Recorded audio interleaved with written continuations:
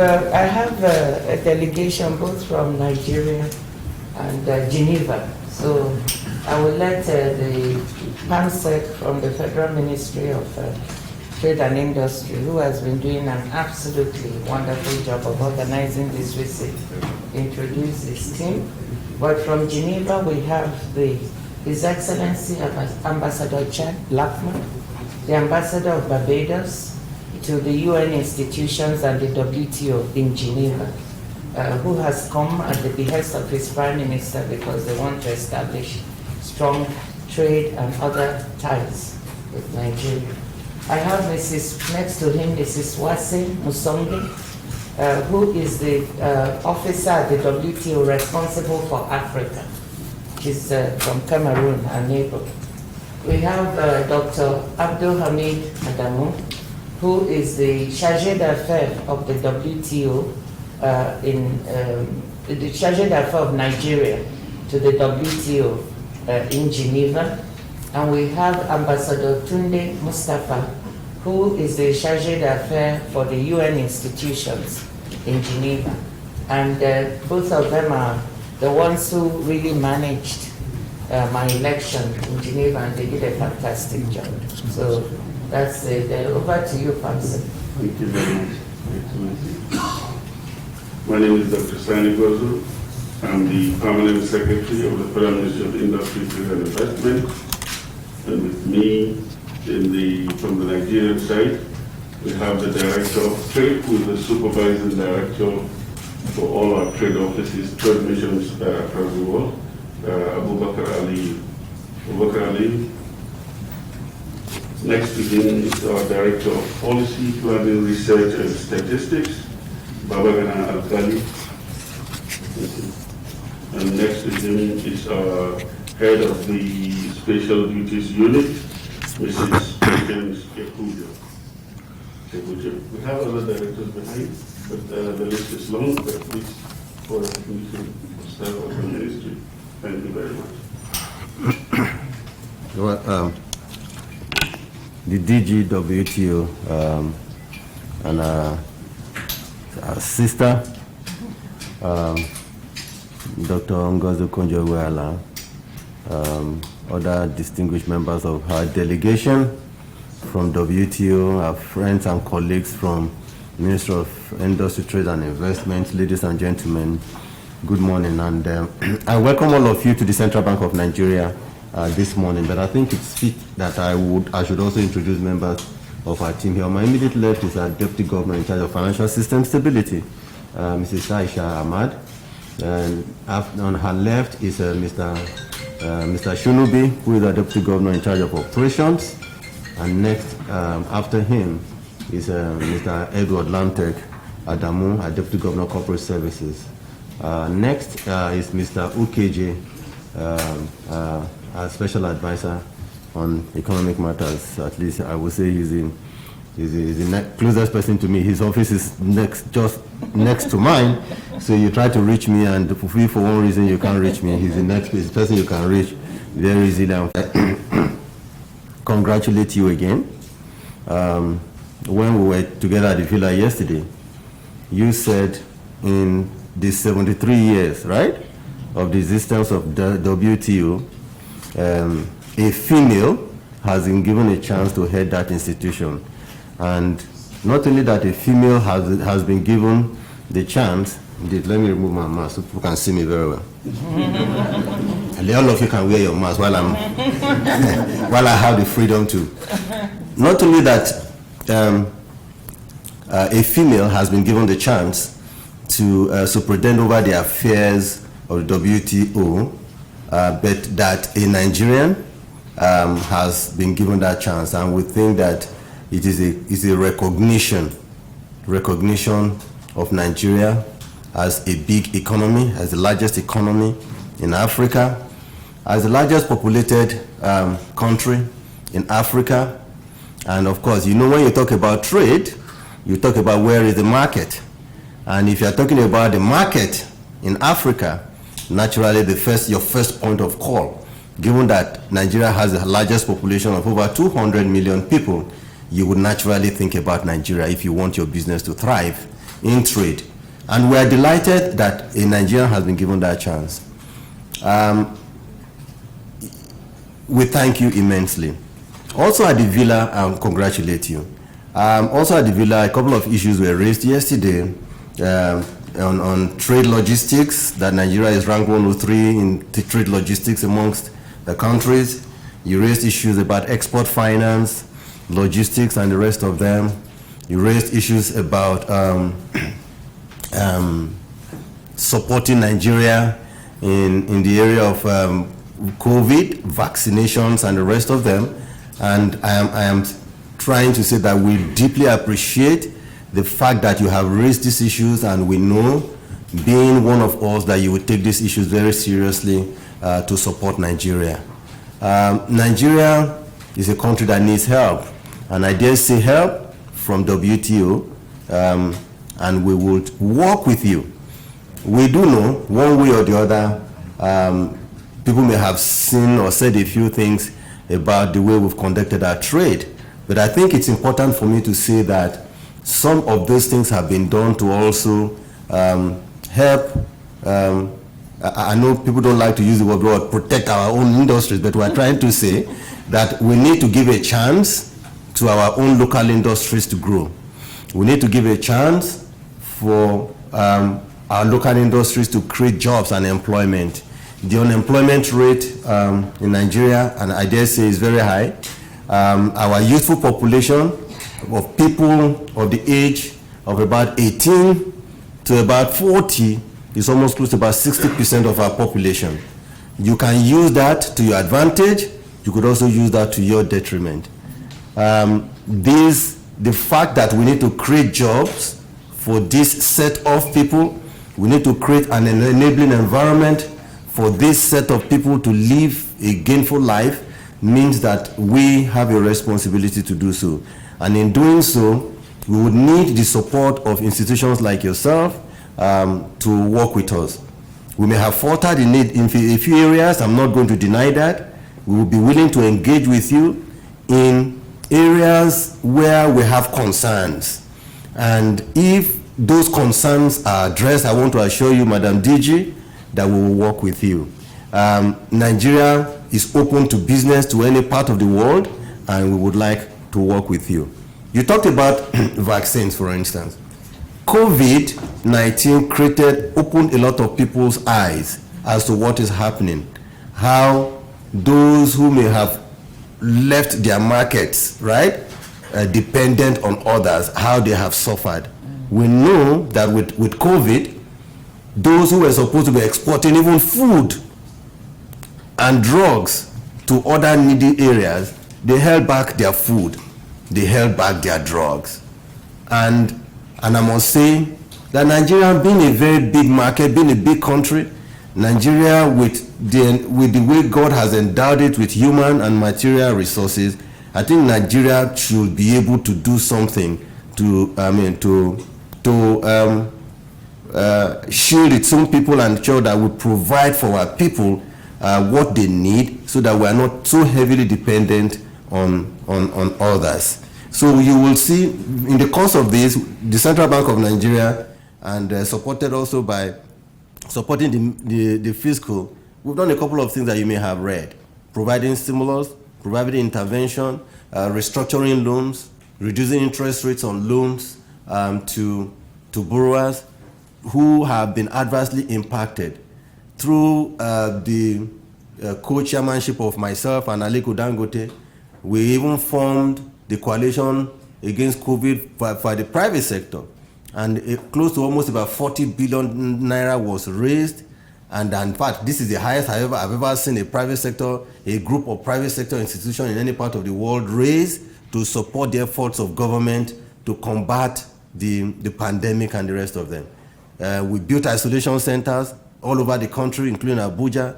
We provided stimulus by way of palliatives that were also distributed to our needy people in the country. Not that there would always be some areas of stumbles, but at least we did this to support the government. The Central Bank of Nigeria also came up and said, listen, because of this health pandemic, that we'll provide intervention funds through our banks to support people who want to expand their manufacturing plants. Nigeria, we used to see the likes of GSK, Bicham, all of them, Nigerian German Chemicals are very prominent pharmaceutical companies in Nigeria.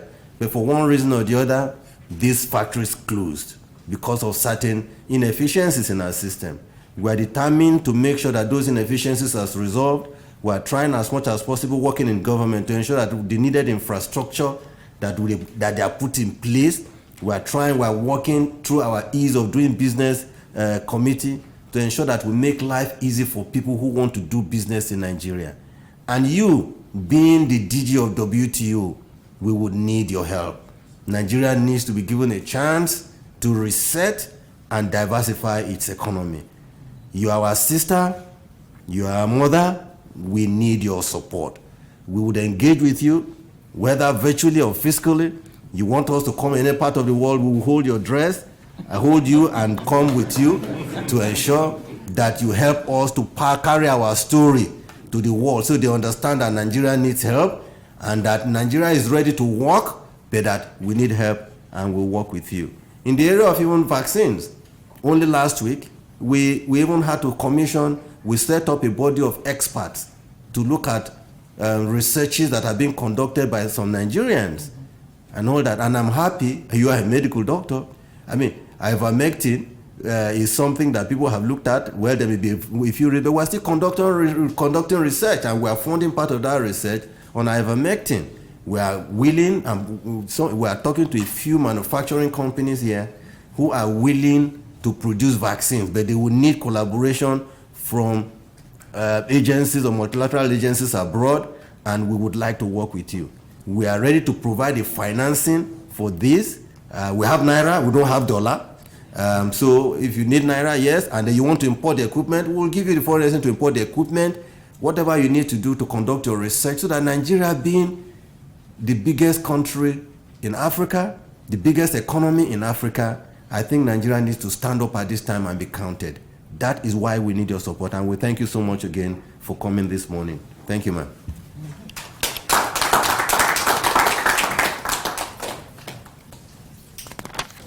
The governor of the central bank, my brother, the deputy governors, I'm particularly thrilled to see Aisha, a female. It's not that I'm not thrilled to see the rest of you, but it's nice to see her. And one is missing. Where is Kingsley? Yeah, he took a short Okay. Well, it's nice to be here. It feels familiar coming back here. Excellency PAMSEC, of the Federal Ministry of Industry, Trade and Investment, Your Excellency, the Ambassador of Barbados to the UN institutions and the WTO in Geneva, Your Excellencies, Ambassador Tunde Mustafa and Dr. Abdul Hamid Adamu, Directors of the Ministry of Industry, Trade and Investment, gentlemen and ladies, I did see a lady of the press. Thank you for being with us. I just want to start by thanking the governor for what you've just said, you know, the frank discussion and the points you've raised. And I'm happy to be here to talk to you because there are several things with the central bank that I think it's important to discuss with you and your senior management team. But I want to take some of the points one by one. I want to begin with the COVID and the vaccine. After this, we're going to see the Presidential Task Force. And I'm particularly happy and proud that we were able to get the first set of doses of vaccines to the country with another 12 million doses to follow. And I remember you're calling me very concerned about and asking how the private sector could help. And this is my role with the COVAX and as envoy of the WHO working on trying to get these vaccines here. You called, you were concerned, you said what could the private sector do, and we talked about their help in logistics. Because once the vaccines arrive, distributing them properly is also a very difficult thing. And I really want to congratulate you on having assisted to make that happen. This is a very good thing. I'm working with the private sector to raise the substantial amount you did to make sure that our people have access. So thank you for doing that, and congratulations on that. Let me push further on the issue of the pandemic and the impact it has had on our economy and our health system. It has now opened our eyes, as you said, to see that we need to start doing something about the pharmaceutical industry in Nigeria. Africa itself imports over 90% of the pharmaceuticals it uses. This is according to the Economic Commission on Africa. And with a population, with the African Continental Free Trade Agreement, a market of 1.3 billion people, of which Nigeria is the largest with over 200 million, I think there is room. We should ask ourselves the questions you raised, Governor. Why is it that the pharmaceutical companies that opened here struggled and closed? What are we doing to make sure, as you said, this doesn't happen? What are we doing to see that our own domestic manufacturers of pharmaceuticals have the appropriate environment they need? We've now seen what happens. If you have this pandemic and you don't have some ability to provide, you have to wait. Sometimes in a queue where there's supply scarcity. And we've been pushing and pushing through COVAX, but you see everybody is demanding these vaccines. So I think, and medicines, I think we must learn the lessons now, because there'll be another pandemic in the future. What are we going to do now to establish the capacity, reinvite investment into that sector? And yesterday with Mr. President, I mentioned that we should start thinking of establishing capacity to manufacture vaccines now. It takes time. It takes time. It takes years. This is a business I know something about, to be able to have a certified manufacturing plant. So we should start now to see how, with a public-private partnership, we could begin to attract investment. And perhaps later we'll talk a little bit more about it, because at least one vaccine manufacturer approached me and said he had tried to set up something here, but the atmosphere was not very welcoming. So, Governor, I just want to raise that we need to ask ourselves about our environment for investment, both for our domestic private sector as well as the foreign private sector, so we can support our own pharmaceuticals. And as I say this is one of those areas where I see tremendous opportunity. I'm always looking at the cup half full rather than half empty. Yeah, I see an opportunity for us to do much better, create more jobs. We have the talent in terms of people we need in this country. So let's create the right environment for manufacturing in the pharmaceutical industry. So that's one set of areas where I think we can really do something. I want to push a bit further on trade logistics. You spoke about the fact that I mentioned yesterday that Nigeria ranks 103 out of 167 in the Trade Logistics Index. So it isn't very good. But again, this is an opportunity for us to improve. If our logistics are not sound, we don't have the kind of transport system, the kind of energy system we need, we are not going to be able to move. So that's an area in which we can try to improve. And the private sector is very much needed. Logistics in many countries also carried out by the private sector. The government partnering with the private sector can do quite a bit. And I'll have an opportunity to talk to them today. So we need to improve in that area if we want to diversify our sources of revenue. Because our economy is already diverse. But like I said, and I will never tire of saying it, how do we add more value to our products in this country? Yesterday, I gave the example of shea butter and sesame seed, which is very much needed and sought after for cosmetics. We are one of the largest producers, but for a long time, we could not sell in markets abroad because the quality was not up to standard. We had issues with sanitary and phytosanitary barriers that we couldn't meet. But the WTO with the International Trade Center was able to come in and working with a cooperative, do a lot of work to improve quality, get NAFDAC certification, and thereafter they're selling in so many markets as I'll elaborate further in a speech today, to Egypt, Jordan, Dubai, and now they've penetrated the UK and US as well, because we were able to help that cooperative in Oyo State upgrade the quality.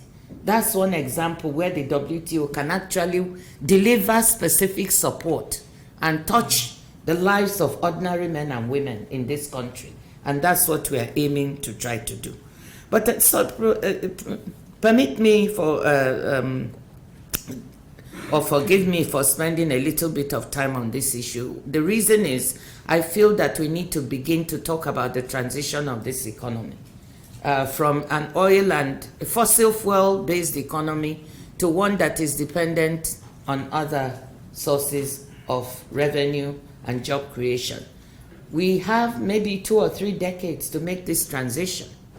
And the reason is that the world is moving extremely fast away from the use of fossil fuels.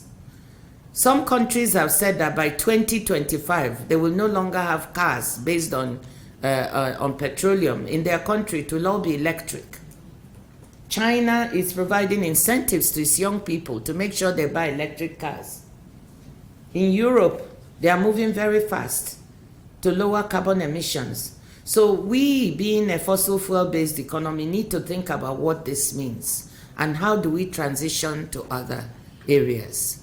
This is the big task in front of Nigeria, and I want to see us holding more conversations about this and tapping those sources, services, a very important source. We saw that Wizkid and Burma Boy won prizes, and I want to congratulate them because they're exporting Nigeria's music and talents abroad, and people are buying this. We have music, we have art, we have movies. Everywhere I go abroad, people, the diaspora of Africans keeps talking about how Nigerian movies, they love them. So we should not neglect the creative industries because they create a lot of jobs for our young university graduates, and we must see how we can support these areas. I would later on ask Ambassador Chad Blackman to say a few words because he's the chair of the Trade and Environment Committee at the WTO to talk a little bit about what this means. So let's focus. I know, Governor, you've been working on trying to work with the Ministry of Finance and others to see how we can create jobs in other sectors of the economy. And I think we need to look at this. Export finance. I raised it with the Minister of Finance yesterday, trade finance. And perhaps if you can say a few words about where we stand with this. The WTO has been partnering with the IFC to try to provide more access to trade finance by guaranteeing letters of credit. We even have a project where the fees have been lowered for women-owned enterprises. And this is an area where the WTO, we have a great deal of interest in trying to correct the inequalities, those excluded from globalization and from the benefits of trade. Trade has lifted millions and billions out of poverty. But, some people have also been left behind, even in rich countries. How does the WTO work to try and lift people up? That's why we want to work with women entrepreneurs, with micro, medium, and small enterprises to try to bring this kind of expertise that I talked about that can improve their living standards. That's one area the WTO is working very hard. Another is e-commerce. This is now, the digital economy is here to stay. And actually, our young people are doing well there. I've been given the example of Flutterwave that was recently invested in a fintech payment platform that has been invested in and is valued at hundreds of millions of dollars now. But it's not the only one. We have other young people who are doing things in technology. And this is the kind of thing we need to support our young people to make use of the digital economy. We need to support our women to be able to trade. Some Rwandan women sold their coffee to people in China directly on the internet, and they made $4 more per ton than they would have selling through intermediaries. So we need to start thinking of how we shift a lot to the digital economy. The WTO is undergoing some negotiations now on e-commerce, plurilateral, and Nigeria is very active in being one of the supporters of that. Let me quickly move to a little bit of a touchy area. You talked about protecting our industries, and I just want to say that WTO has what we call trade remedies, which can help us without banning things. We can be able to protect our industries against dumping and cheap exports and cheap imports and so on, if we use those remedies. I understand Nigeria is trying to establish a trade remedies authority, and I want to strongly support that, so we can use those remedies as a tool to help our industries to grow. Because some of the issues I raised yesterday, and Governor, I have to ask you to tell you not to be upset, but as DG WTO, I have to raise this about the issue of the BOP. We have a complaint against us by the EU about the use of the violation of the balance of payments agreement with respect to trying to protect the dairy industry. And they feel that this is not the right instrument.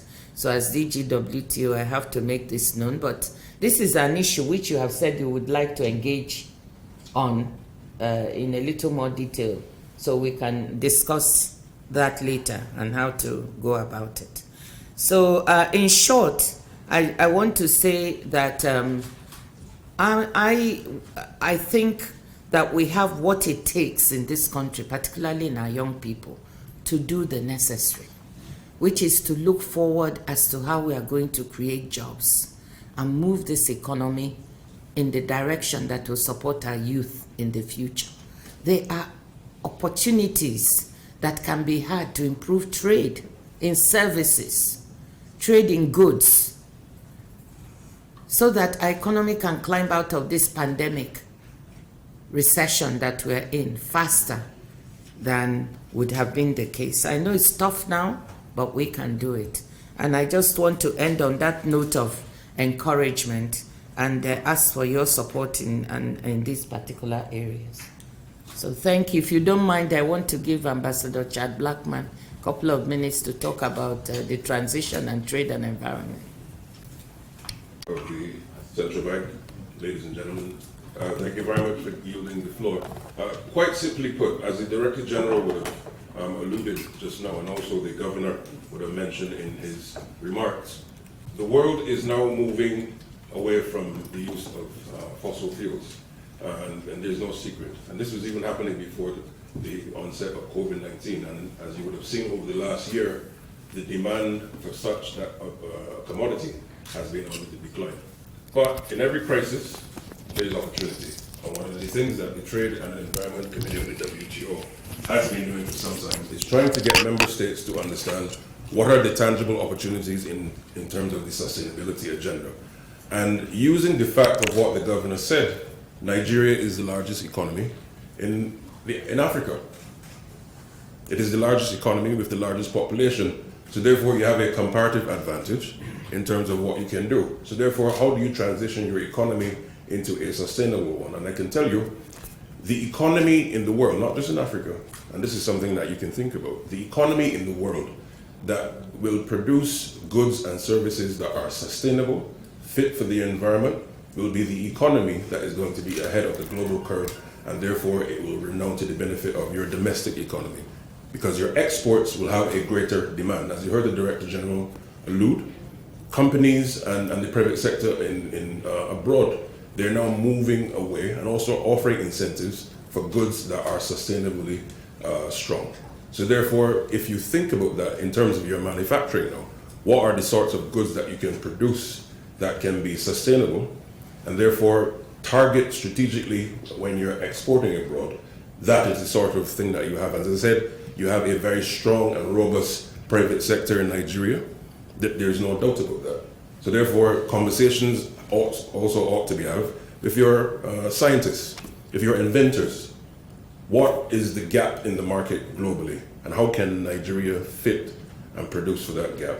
And once you start to think in those terms, you will then start to see a shift. Equally, there are lots of opportunities. For example, the issues of plastics pollution. Countries around the world are now banning single-use plastics. But if you're banning a resource, then there has to be an alternative. Because, for example, in the use of e-commerce over the last year, particularly in the advent of COVID-19, there has been an increase in online sales of goods. And as you know, most of these things are packaged in plastics. But if countries are moving away from the use of plastics, then you have to find an alternative because business will not stop.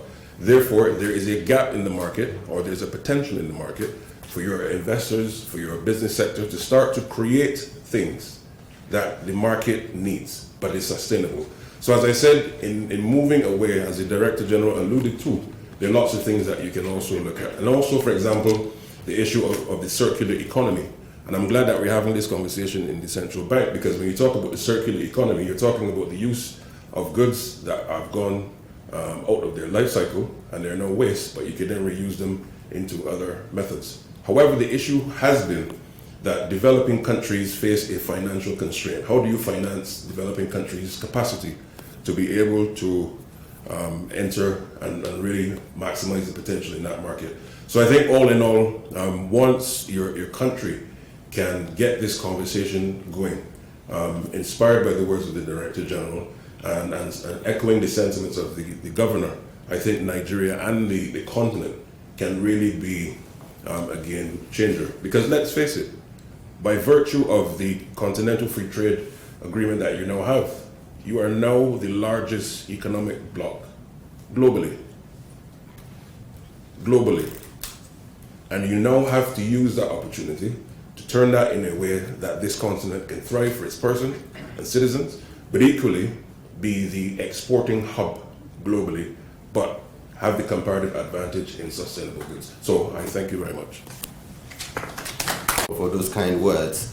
And again, thank you very much. I know we already overspent the time here, so we should be allowing you leave for your next meeting soon. In responding to some of the issues that you raised, you talked about, of course, trade, logistics, and the rest of them. And it's important that Nigeria needs to really sit up and talk about how to improve its transportation infrastructure, energy infrastructure, so that we begin to talk about how do we effectively move goods or food from farm to market in a way, and then from market, even not only for domestic consumption, but also for export. Where this would happen. And I think that's to say that, yes, we're doing a lot in this direction. For instance, the president only a few months ago approved that we should set up an infrastructure corporation where the central bank, AFC, NSI will be raising about equity of about 1 trillion naira, and then we're going to be going to the debt market to raise almost about 14 trillion naira to see to how we can improve on Nigeria's infrastructure, not just road. We talk about ports, we talk about other areas where we think there are deficits that will help to improve the logistics in Nigeria. And so we'll be calling on the private sector eventually to come work with us to see how we can achieve this. We're thinking effectively of how to aggressively resuscitate Nigeria's commodity exchange again, so that on one hand you will find those buyers who want to buy those goods, and on the other hand the commodity exchange stands in between to also negotiate and also buy from those who have produced those goods. So those are all the things we're doing. I believe that the next the next 2-3 years will be very exciting, because the Nigerian government, also being supported by monetary and fiscal authorities, are working aggressively to see to how some of the inefficiencies that make it difficult for people to conduct their businesses logistically and other, that we resolve all those. And I repeat, we will be engaging with your team on these issues. I thank you, Madam DG, in helping to resolve what I call some of the weaknesses that we find in the promotion of Nigeria's export. Shea butter, sesame seeds, gum arabic, and the rest of them. It might interest you, Madam DG, that Nigeria would be the largest producer of sesame seeds. Sesame seeds and even shea butter. And I know here in Niger State, shea butter seeds, right?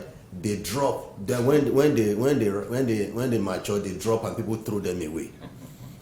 And Nigerians have been trying as much as possible to see to how can we improve standards, quality, so that we can even export them and make money.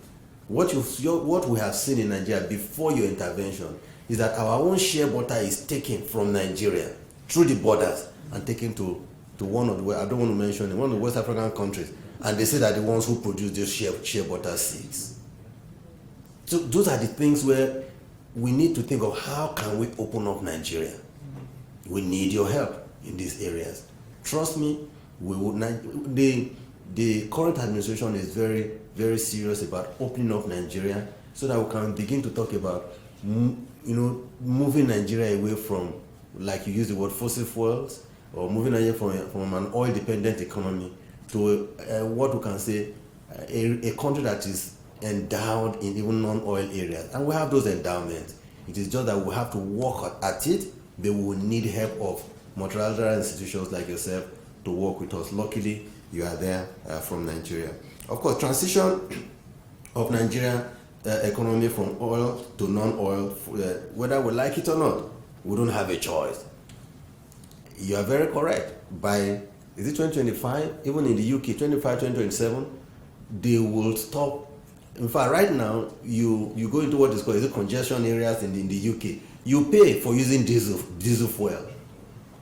In the next 1 or 2 years, you begin to pay for using petrol vehicles. You'll be paying extra for it. So it's going to become more expensive for you to drive those vehicles. You must move to electric run vehicles. And that is the direction we should move in. And that's why, for those of us who think oil is everything, oil is not everything. And when the time comes, we'll just be using our oil for maybe our domestic gas and the rest of them, because nobody's going to need them. Where we're going to begin to talk about, it is from oil that we generate revenue to run our economy. It will become very useless. And that is why we would like to work with anybody that's interested to work with us to see to how Nigeria transitions from a fossil fuel, from an oil economy to non-oil economy. You talked about the creative industry, and again, I must join you to also congratulate Burna Boy, Whiskey, Davido. These young men are doing very, very well. I went to a barber shop, and some of my friends also went into a barber shop in London and in the US. I felt thrilled that in one of those barber shops, they were playing Whiskey, they were playing Davido music. You understand? But we want to see how these people can truly harness their potential so they can earn revenue from people playing their music in different parts of the world. We at Central Bank of Nigeria, we set up our creative industry financing initiative. So far, close to almost about 500 million has been disbursed. The president has given approval for the bankers community to renovate National Arts Theatre.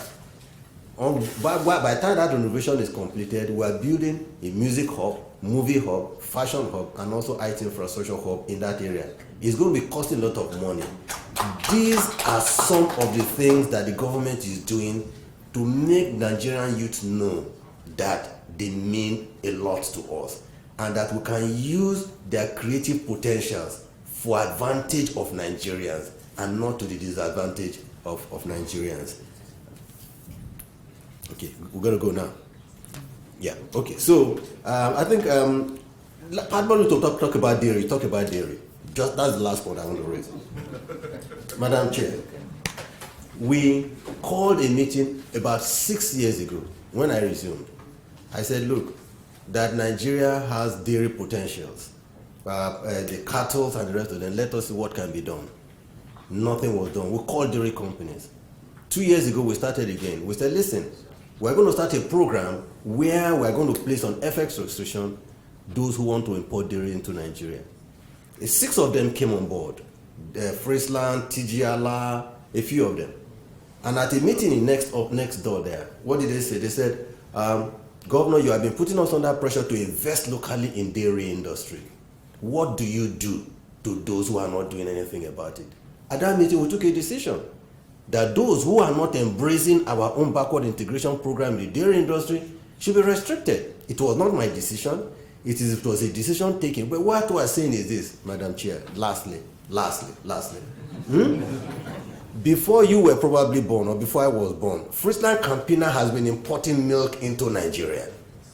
How come for over 60 years nothing has been done by this company to backward integrate and begin to produce dairy in Nigeria? Does it mean Nigeria does not have the potential? The answer is no.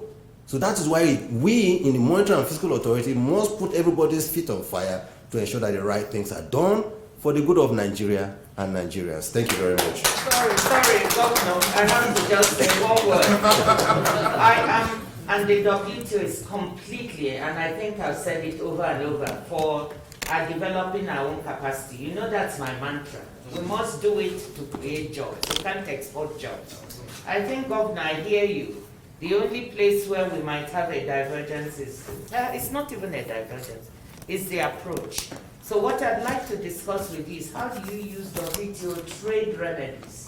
And it's a very detailed discussion, so I think we should take it offside. Yes. We can use those trade remedies to help us develop our own industry and our own capacity for dairy and other products. So I'm completely with you.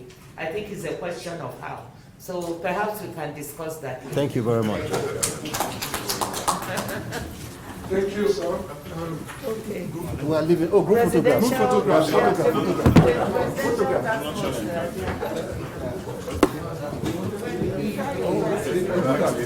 Good try.